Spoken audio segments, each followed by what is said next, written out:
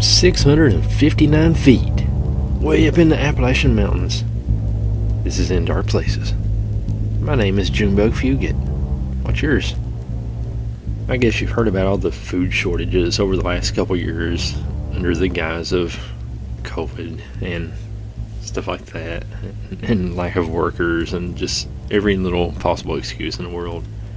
There's food shortages on everything and price gouging and all that good stuff. So the latest food shortage seems to be cat food and dog food. Yeah, it's not bad enough. The government wants to starve you out and let you be a part of the Great Reset and own nothing and be happy. We have to live up to the expectations which we have created. Yeah, those guys are at it again. Klaus Schwab and his cronies. They're meeting right now this minute out in Davos, Switzerland, talking about your future. So they're going to starve you to death until you comply. But now they're going to starve your pets to death too. Nice folks. World's going crazy, I'm telling you. And speaking of crazy, here is the Nicolas Cage meltdown of the week.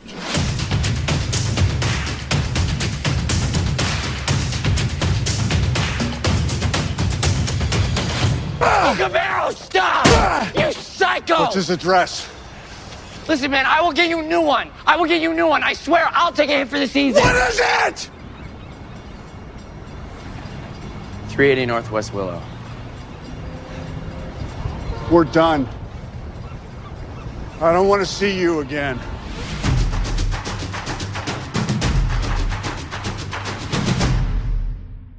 And what's this? We also have news. This is your In Dark Places news correspondent, Mr. Haunted, with breaking news.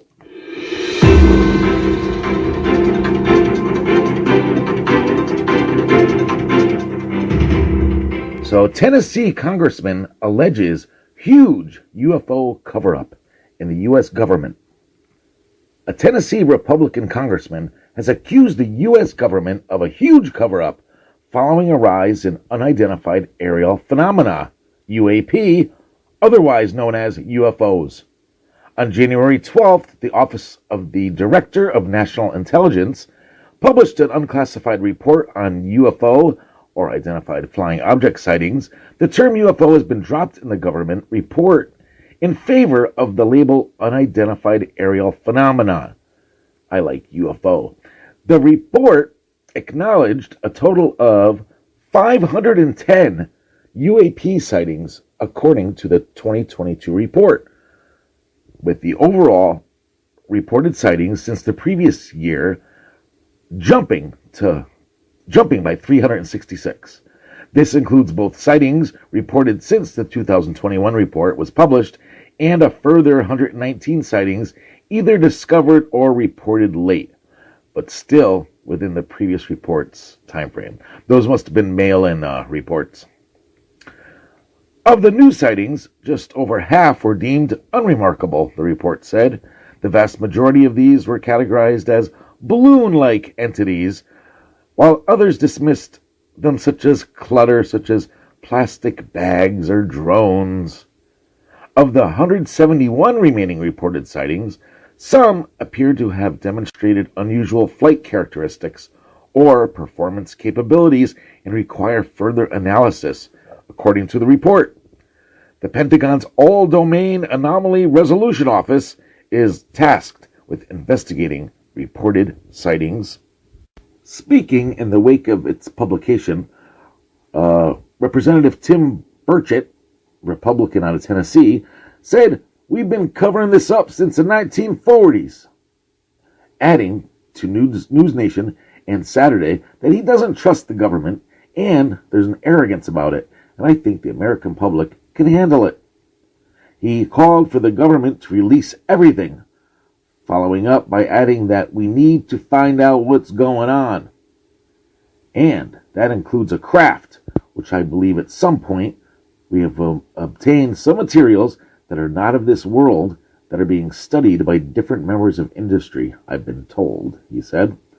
Later on in the segment, the Tennessee Republican alleged that there was a huge cover-up for whatever reason adding that America is ready to know and stop with all the shenanigans. In the report, the DNI said that the majority of the new sightings of UAPs had come from American military personnel, notably from the U.S. Navy and Air Force, during the course of their operational duties. Many could not produce data that is detailed enough to have a high degree of certainty about the sighting, according to the report. The report also states that these identified aerial phenomena could pose safety risk as an unauthorized presence in the airspace operating outside of air traffic control standards and instruction.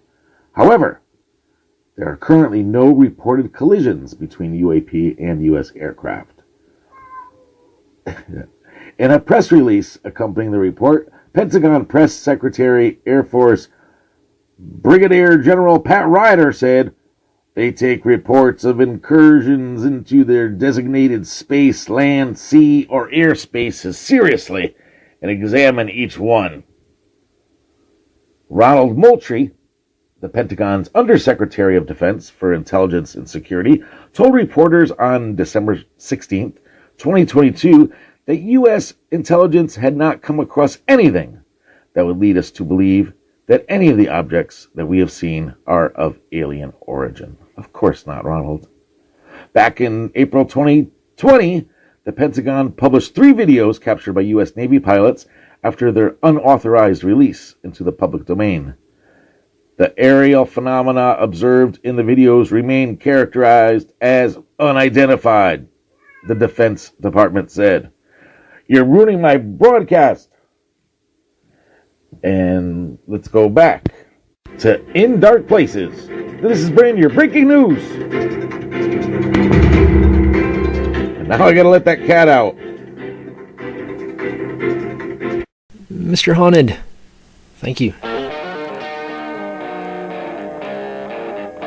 Hey, man, is that Freedom Rock? Yeah, man. Well, turn it up, man. Lord, I was born a rambling man. On the world, everybody, don't start a love tree. The ink is black, the page is white. Turn it down, man. Hey, man, remember the good old days? You know, war, protest. Going to jail. Well, man, we found this new album called Freedom Rock. It's got all those great songs we used to groove to back then. Just listen. I said war. Good God, y'all. Don't you want somebody to love? Maybe I'll be there to shake your hand. Maybe I'll be there to share the land. Making friends for the world to see. To everything, turn. If I leave here tomorrow. Freedom Rock has it all, man. 40 original rock hits by the original artists. On 4 records, 3 cassettes, or 2 CDs. Here's more. In a white room with black curtains. You see, I've been through the desert on a horse with no name. I've seen fire and I've seen rain. Sunshine go away today. We may have our restless way again. Come on, people now. Man, you should get Freedom Rock too. 4 records or 3 cassettes are only $19.95. 2 CDs, only $24.95. Here's how to order. Credit card and COD customers call toll-free 1-800-248-6800 or save COD fees by sending $19.95 for 4 records or 3 cassettes or $24.95 for 2 compact discs, plus $3 shipping and handling to Freedom Rock, 1033 Fleet National Bank Building, Department A, Providence, Rhode Island.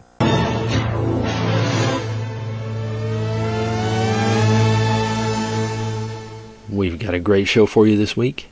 My buddy Kyle Lovern is back, and we're going to be talking about presidents and UFOs. Hey Kyle, how's it going? Oh, it's going good. Once again, it's my pleasure to be on your podcast. You do a great job. I like listening to them, and look forward to being a guest again. It's been a lot of fun. Yep. Like I say, you do a good job. You and I both share the similar interests, so that always helps. And I know we got some loyal listeners out there, so that's good. I saw that they've been releasing some more military UFO sightings and stuff. It's they're releasing them like wildfire now. Yeah, and a couple more stories have hit the mainstream media about it. And I noticed a politician think it was a congressman out of Tennessee last night came forward and said, you know, they need to release more of the files and not be so secretive and let the public know what's going on. And so, you know, we get more and more people like that stepping forward, which is good, and hopefully we'll eventually get to where we'll have full disclosure. I think we've gotten better than we have in the past, but it's still, there's a lot of stuff that's kept top secret that we don't know about. What do you think about the air flights getting grounded there the other day? You think something fishy going on with that? I figured it was a computer glitch, and it's caused the shutdown. You know, for safety reasons, they probably had to, you know, stop all the flights. But you know, that just shows you how we are dependent on computers and new technology now. And if it goes down, we're really hurting. You know, we got to realize we got to still have a backup plan where we maybe go back to old school. Yeah, it'd send us back into the Stone Age. Because, you know, if we have major power outages, the power grid goes down, or computer technology, you know, there's things that could happen. So, you know, that, but I think that's probably what happened. And, you know, they got to be better safe than sorry. Yeah, it wouldn't be good at all. We'd just be having to learn how to farm and everything all over again. A lot of people just be hurting. Oh, yeah. Too many people depend on going to the store. They don't know how to raise a garden or things like that. I know a lot of people are talking about getting chickens now because the price of eggs are going up so much, or $7-8 a dozen. Crazy. But maybe we'll all have to go back to those days. I saw a video last night of it was supposed to be a UFO. It said this is why the air flights were grounded, and it showed a UFO splitting into a bunch of pieces and everything. But you can never trust that stuff. It's always CGI stuff anymore. Oh yeah, people can do so much with computers and special effects, so you got to be careful. There's a lot of fakes out there. I saw that they've discovered a new planet here recently. They said was a twin Earth, and they think it has water, and it's just the right distance from the sun and everything. So. Oh yeah, they with these new telescopes, and they're constantly discovering new planets, and they're pretty sure some of them are more closer to Earth and could sustain life. So it's not a surprise, though. You know, like we said, it's sort of arrogant for us to think we're the only planet that has life on it out there, and with not only in our solar system but other solar systems and the big universe that's out there. You know, there's got to be more. So it's always interesting to see more and more of those kind of discoveries. Yeah, I think it's just a matter of time. They're not going to be able to cover it up much longer. Exactly. Which is sort of where our subject is today, you know, where they started covering it up and back in the 1940s. And, you know, the first president that dealt with the UFOs was Harry Truman, who came in at the end of World War II, and he's the one that made the decision to drop the first atomic bombs on Japan to end the war. He succeeded, of course, Franklin Roosevelt. But Truman was president when Kenneth Arnold saw the first flying saucers out there in Washington State. And then, of course, he was president with the famed Roswell crash in 1947. And he was also still president when they had those UFOs that buzzed the Washington, D.C. and over the Capitol in 1952. So that sort of piqued his interest, and I think he became a little concerned, especially when they, you know, had the crash and retrieved the UFO and the bodies, allegedly, and then, of course, when they fly close enough to Washington, D.C., which there's actual pictures of that, and that made news back in 52. So, obviously, he was pretty familiar with UFOs, and is also supposed to have formed Majestic 12, that group of a dozen scientists, military men, to, I guess, monitor and study UFOs and keep an eye out, because they started worrying and feeling a little bit threatened, you know, especially when they got close enough to the White House and the Pentagon and the Capitol building, and, you know, that sort of opened up the box for UFOs and presidents for the United States.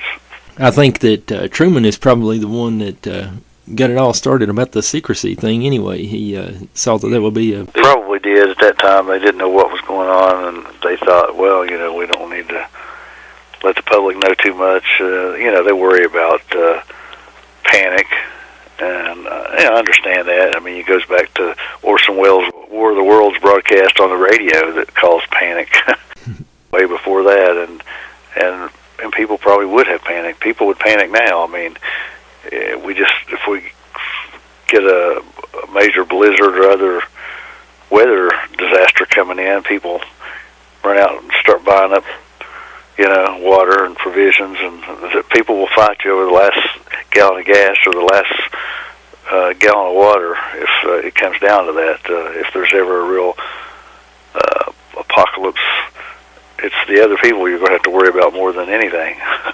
They always start freaking out come running in the stores every time they mention snow on the news. So you see that firsthand in your job, and I wrote about it, a column about it years ago. You better get your milk and bread, because as soon as there's a broadcast that a snowstorm's coming in, yeah, people hit the stores and they go start buying up milk and bread and other things like they're going to be snowed in for weeks, and you know, we may be a day or two, especially in our area. We don't get that many big snows, but people panic and they don't want to be without, so they go out and get their provisions, which is good to be prepared. I mean, you know, you've got preppers that have batteries and ammunition and then food, non-perishable food and water stored away, and even have bunkers and stuff, and maybe they're smarter than all of us, so I don't see a problem with that. You know, some people think it's ridiculous, but I think it's always good to be prepared to have a few things. Since the COVID hit and they shut down a lot of the factories, there's prices have went up and there's been a shortage of certain things, and it's crazy. So we're getting a little bit of a idea of what would happen.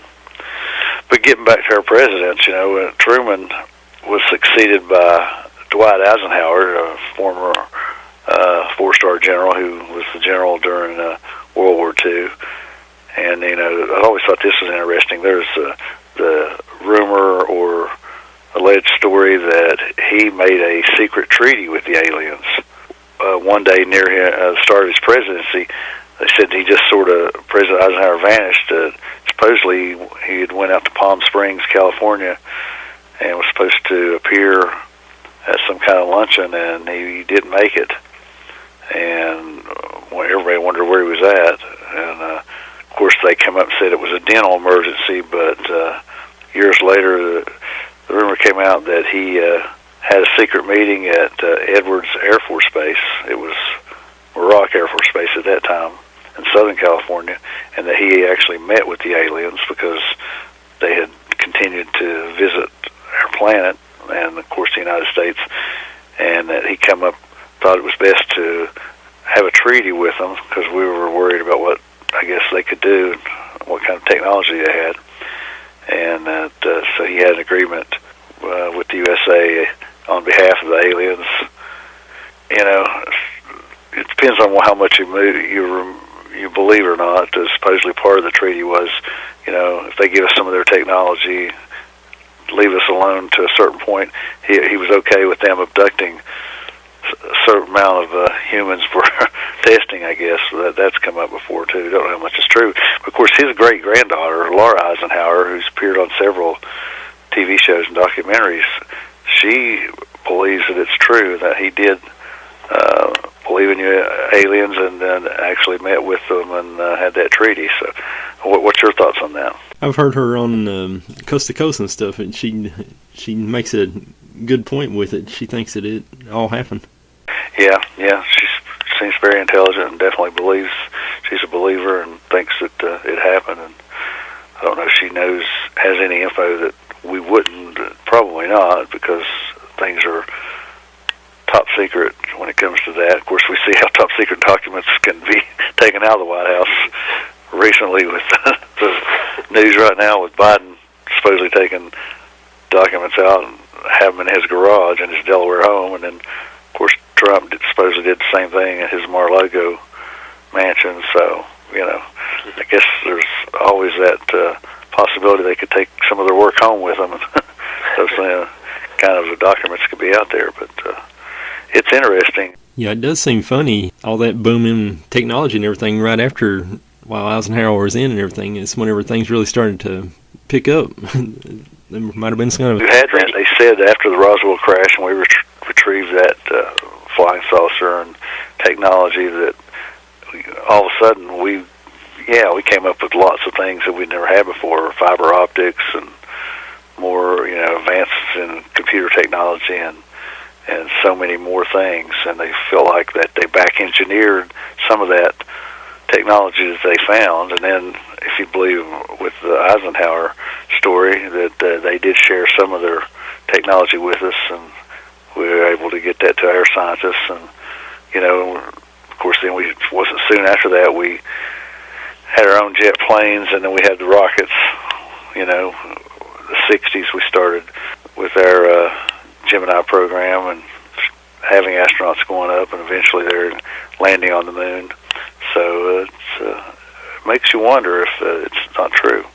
And then getting into the 60s, you had John F. Kennedy. He was supposedly very interested in UFOs too, and he was even worried that UFOs buzzing Russia or the United States could be mistaken for hostile aircraft from one of our countries, and it could start a nuclear war, because you had the Cold War going on at that time.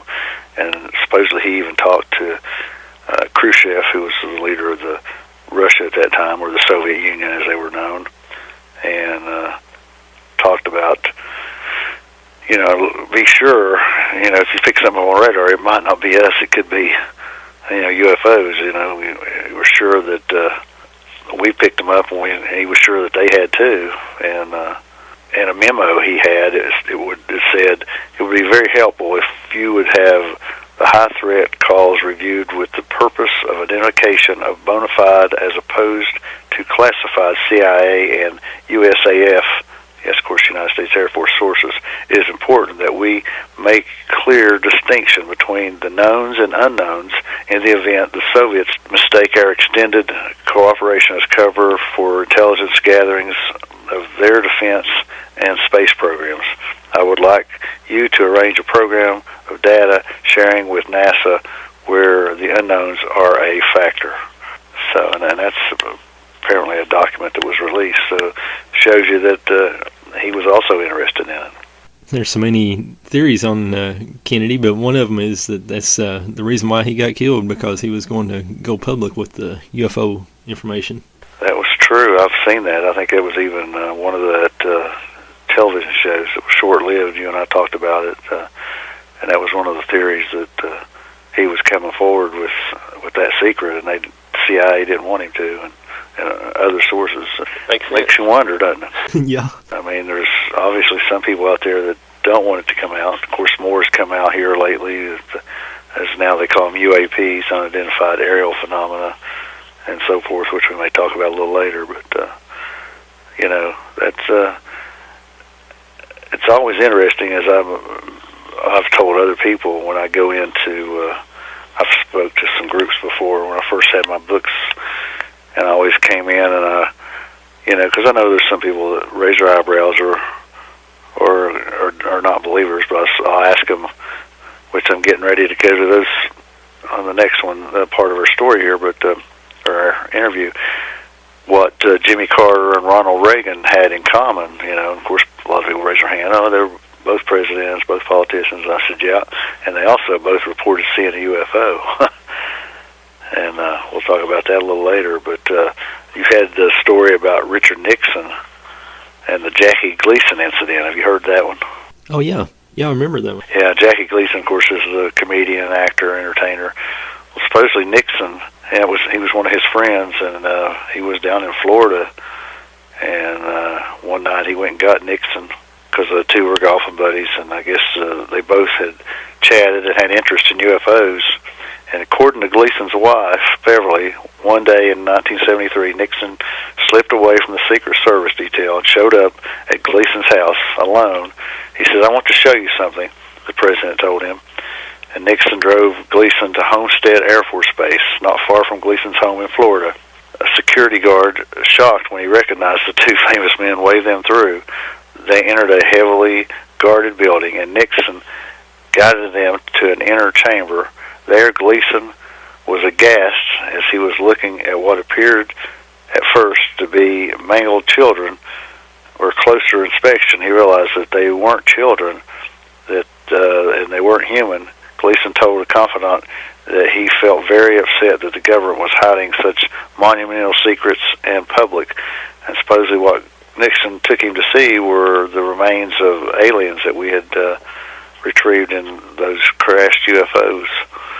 And I guess he just wanted to share it with him and share it with somebody and wanted to see him for himself, so he did. I guess he used his presidential power to get by the security guards and so forth at that time. So that's a pretty interesting story. I know the first time I ever saw it was in a tabloid, and made me think, but you know, since then a lot more has come out about that. It makes you wonder if it wasn't true or not. Yeah, those stories like that, they're so detailed. It don't seem likely that people just come up with stuff like that. There's got to be some truth to it. Right. So, you know, it was an interesting one.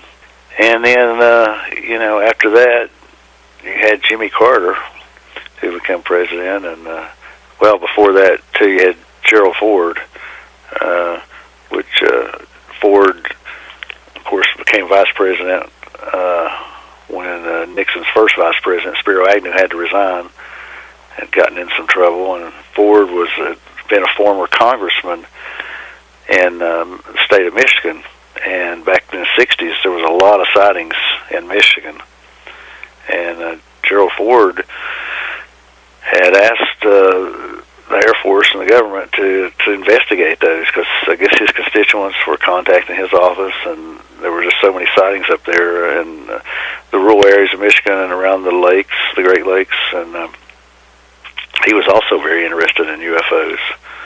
And so it just seems like every president since Truman has had some kind of thoughts and beliefs on UFOs and had stories to share about it, or even asked the government to come out and look into the situation from wherever they were from. You know, Barry Goldwater, who never became a president, was a senator out in Arizona, but he had always had a keen interest in it through the 60s, and he tried to use the Freedom of Information Act to even get the documents on the situation, because I guess he was interested in the Roswell and some of the things that were happening out there in the Southwest.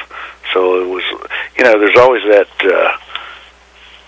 stigma where people that see UFOs are two guys out in a pickup truck with a six-pack driving down the road, and they're the ones that see a UFO, but you and I know that's just not true. I mean, a lot of intelligent people, highly educated, have seen UFOs, and that stereotype's just not true. And you know, I've talked to people that are pastors, that are former military people, former first responders, policemen, that have seen UFOs and shared stories with me, and a lot of people that good salt of the earth people that would never make something up or lie, that have seen something. And you know, having presidents and politicians that have seen UFOs or believe in them just shows you that that stereotype is ridiculous. I read that Ford and Bush Sr. had watched a video, had an old film of a UFO landing there one time. It kind of reminded me whenever you were talking about Jackie Gleason. They had like their little night out on the town. You know, there's supposedly that Bush and Ford watched a film like that, though. That's the film that I think was where the UFO landed on the Air Force Base. That they had arranged for that. Yeah. For it to land, they had the meeting. Yeah, I read that story too. And of course they filmed it and so forth, and that film's supposedly out there somewhere. I'd love to see that, wouldn't you? Yeah, that'd be a good one to get a hold of. But, you know, as I mentioned, after Ford, you had Jimmy Carter. When Carter was running for governor of Georgia, before he became president, he had his own sighting. He was out speaking, you know how when they're running for office, they go around and speak to various clubs and groups, and he was speaking to, I think, a Rotary Club at one area of Georgia.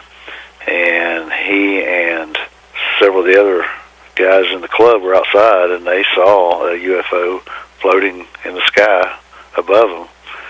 And told in an interview, he said, all of a sudden, one of the men looked up and said, "Look over in the west." And there was a bright light in the sky. We all saw it. And then the light, it got closer and closer to us. We were trying to figure out what in the world it could be. And then it receded into the distance. And I think he had reported it actually to maybe, I don't know, well, it wasn't MUFON then, probably whoever was investigating UFOs. I guess it was Project Blue Book maybe still around at that point. I don't know, but he reported it. And then, of course, he later became president.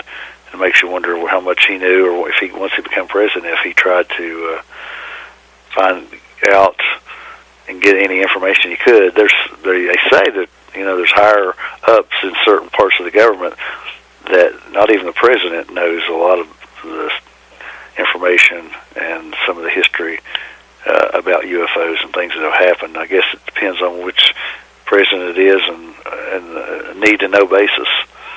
But they say Carter was, you know, keeping secrets about UFO phenomena once he became president, and maybe he was told to do so. And he was asked, the top secret organization then would have kept that kind of information. And guess who the CIA director was at that time? George W. Bush, the elder Bush who became president. And he denied Carter's initial request for any information that they had. He wouldn't let him have it. He said it was classified and not even the president could see that information. So that's sort of interesting. And then, of course, you had Ronald Reagan, who I no doubt was a believer. And yeah, I think he was more interested than any of them. I think so, and he reported a UFO on his plane when he was governor of California, and he saw it out the window of his small Cessna plane. He even had his pilot follow it, at least that's what reports say, and he was so interested in it. You know, he seemed to have a keen interest in it and had mentioned it over the years. And then he's the one famously in the at the United Nations General Assembly in New York in 1987 and made that, in that speech, he said this: "In our obsession with antagonisms of the moment, we often forget how much unites all the members of humanity. Perhaps we need some outside universal threat to make us recognize this common bond. I occasionally think how quickly our differences worldwide would vanish if we were facing an alien threat from outside this world." And when he made that, of course, people thought, wow, he must know something. And he was like sort of letting the cat out of the bag a little bit. And it's true. You know, we may not get along with China or Russia or whoever, but if we were facing an alien threat all of a sudden, I bet humanity would suddenly unite and join forces and fight back if we were facing some kind of alien or outside threat from our world. But, you know, although his that was just seemed to be his belief, and like you said, he seemed to be a real believer. You know, he supposedly believed in astrology too, and there's been a lot of talk that he talked to Gorbachev, who was the leader of Russia at that time, about the situation and possible alien threats. So I always thought that was real interesting. I saw this one story where that Reagan was watching E.T. He had like a private screening with Steven Spielberg. And in the middle of the movie, he kind of leaned over and whispered to Spielberg, there's only a handful of people in this room who actually know how true this movie really is. Well, you know, that's a rumor that Spielberg got some actual inside information, not of E.T. necessarily, but of Close Encounters of the Third Kind. And when he filmed that movie, that he had some inside information. And he took it and, of course, dramatized it a little bit, but we were just talking about where they UFO landed, and we had people there waiting on him and meeting with them and filming it and trying to contact them, and that's where he made that movie. He had some inside information, so that's pretty interesting. Wonder why he didn't make a sequel to that. It was such a great movie and one of the best, I think, UFO movies that's been made, and I always thought it'd be a good sequel. Richard Dreyfuss's character, you know, of course, went aboard and they took him away. Have him coming back after being taken away all those years. It'd be a real good story. Yeah, so if you're out there and you're listening to this, Spielberg, get a hold of me. I'll help you write the script. There you go. But, since then, I've watched Bill Clinton talked about UFOs. Barack Obama has. Donald Trump has. They've all had, it seems like somebody brings it up to them. And, I noticed with the last presidential debates, the question even came up on Fox News in the presidential debates. Dennis Kucinich, who was a presidential candidate, he was a congressman out of the state of Ohio, had reported seeing a UFO a few years ago out in Washington State. He was at the home of Shirley MacLaine, who's, of course, the actress, and he saw one from her mountaintop house, and they even asked him during the presidential debates about it, and he said it was an unidentified flying object. Okay, it's like it's unidentified. Kucinich said during one of the few highlights of the Democratic presidential debate in Philadelphia, he said, I saw something, and I saw him on a show after that, one of the TV documentaries that on so many of the cable channels now, and he was talking about it, and they even went back to the house where she had formerly lived. He showed them where it was a deck, and he was trying to point out to where he saw the UFO. So again, there's another politician, the guy was actually running for president, that had reported seeing a UFO. And it seemed like he had a keen interest in it and still does. It seems that just about every president since Truman has had some kind of a discussion about UFOs in the public and everything. Yeah, like I said, even some that didn't become president that were interested. Barry Goldwater, like I said, was a pretty big politician there in the 60s, and a U.S. senator, ran for president. I think he was beaten by Lyndon Johnson, but he was real interested in UFOs. And like I said, Gerald Ford, who was congressman of Michigan, and they all had reason to be, because in their particular states or where they were from, there was a lot of sightings, and they wanted to know what was going on, and people were questioning them and asking them about it, so they felt like they should follow up on it for their constituents. I mean, that's why politicians are there. They're for us. We elect them. They're there to serve us and supposed to give us information and help us out if we want to know it. Of course, we know they're sworn to secrecy for whatever reason, but as you and I know, I wrote this a few years ago, that I thought we were close to disclosure, and since then, more has coming out. And we're getting those tic-tac videos that the pilots have seen and filmed and a lot of those have been released. And, out of that recent report, I'm thinking there's like 150 of them. 149 of those could not be confirmed as what they were. So, slowly but surely, it seems like they're coming out with the truth, or at least they're admitting that there are UFOs, and they don't know what they are, or if they do know what they are, they're not telling us, but they're at least admitting that there is something to it. And Clinton supposedly saw a UFO like in '93 while he was still campaigning, and then like in November of '95, he had this press conference, and somebody asked him about it. He said he's going to start looking into Roswell, and they kind of decided that after 25 years that they were going to disclose it, and it just, nothing ever happened to it again. Well, and every time I think that they want to do it, somebody comes to them, whether it's CIA or National Security Agency, and says, nope, we can't release that information, you need to just back off and drop the subject, or just say, there's nothing to it. And but hopefully that's going to change one of these days. Hopefully in their lifetime, my lifetime. I'm a lot older than you. I'm hoping to see the truth. You got the Area 51. We've got other bases like that supposedly where they've studied UFOs and back engineered them, or Wright Patterson there in Ohio, where they took some of the wreckage and even some of the alien bodies. It's really interesting, and it's amazing, really, when you think about it, how many of them have talked about UFOs.